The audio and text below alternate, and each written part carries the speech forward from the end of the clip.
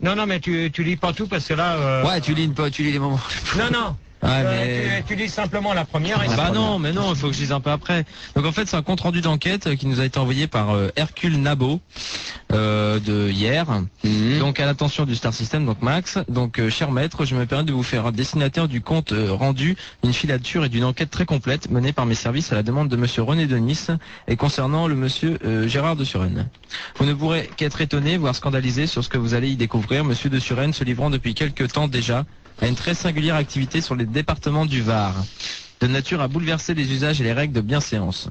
Je vous en laisse juge, cher maître, sollicitant simplement que vos fidèles auditeurs soient eux aussi avisés. Donc je commence, donc le compte rendu d'enquête mené le 29... Attends, laisse-le. Le 29 et 30 janvier 99. T'inquiète pas, c'est ton pote, il gère. Par Gilbert Voitou. Donc, heureusement. Marseille-Marignane, 16h07, arrivée du vol Airbus numéro 293 en provenance d'Orly. Ah, mais donne pas les marques non plus. Non, mais vas-y, précise bien les vols, précise bien le nom de la compagnie, précise Airbus. bien l'heure. Mais non, justement, ça... Non, laisse-lui. Donc, Non, mais qui t'en parle? Mais donne pas des marques, on fait pas de D'accord. pub à la radio. donc Première classe ou pas, quand même? non. En provenance donc d'Orly, hein, ça j'ai le droit de le dire. J'ai le droit de le dire Orly. ça. Non, c'est des marques. Bon, en présence d'eau. Non, mais ça, ils arrêtent, on va avoir des problèmes avec le CSA. Précise pas les marques de l'aéroport. En provenance d'eau. Voyons descendre de la passerelle le suspect est dénommé Gérard de Suresnes, vêtu d'une canadienne marron, pantalon de velours bleu, chemise à carreaux et Arrête. casquette. Et merde, Laisse-le. T'as dit pas de ville. Eh, putain, t'es con quoi. Mais c'est toi, on te connaît, on sait où t'habites, c'est bon. Et alors, tu précises pas, d'accord? Ouais, il est là, regarde, il est pas là-bas, il est là. Ok.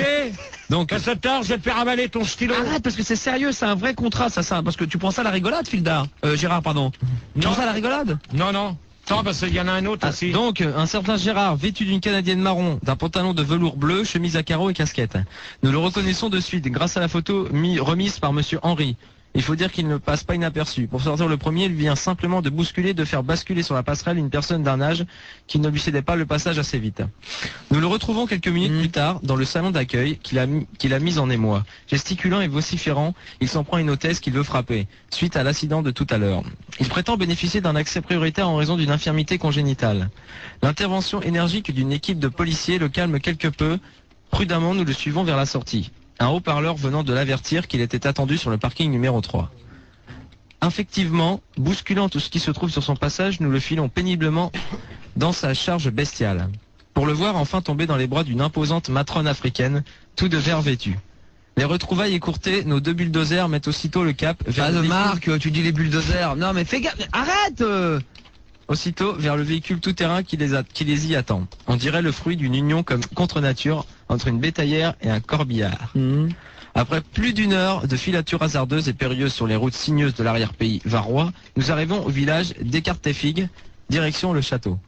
Nous les voyons pénétrer à l'intérieur d'une propriété protégée de hauts murs et fermée d'un imposant portail. Nous redescendons au village et rentrons aussi au bistrot du coin, le Guéguignol, pour questionner l'aubergiste en tête-à-tête avec son pastaga.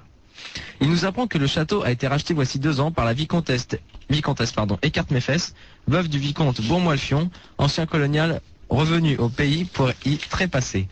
Accompagné de sa nouvelle égérie, la volumineuse négresse verte de tout à l'heure.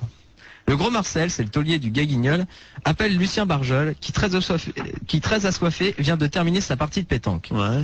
Facteur à la retraite, il travaille à mi-temps au château. Voilà ce qu'il nous raconte. Je sais pas si c'est vrai. Il s'en passe de bien bonnes là-bas.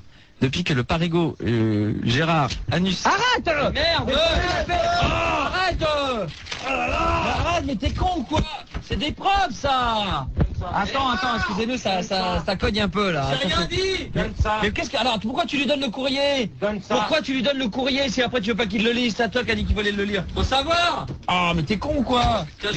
Lui, il est encore plus con parce qu'il donne les noms des villes. Mais non, alors tu donnes ouais, pas... Mais c'est pas des noms des villes.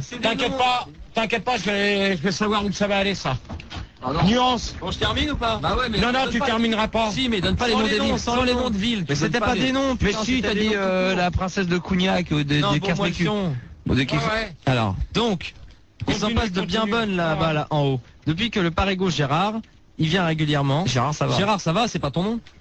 Régulièrement, notez qu'il n'a pas mentionné le patronyme de ta ville. Ancien routier, il a rencontré la vicomtesse à cette époque du côté du BIP, sur le bord de l'autoroute, où elle était tombée en panne. L'ayant dépanné, Gérard dit le culbuteur aurait depuis cette époque noué des relations étroites et sulfureuses avec son égérie.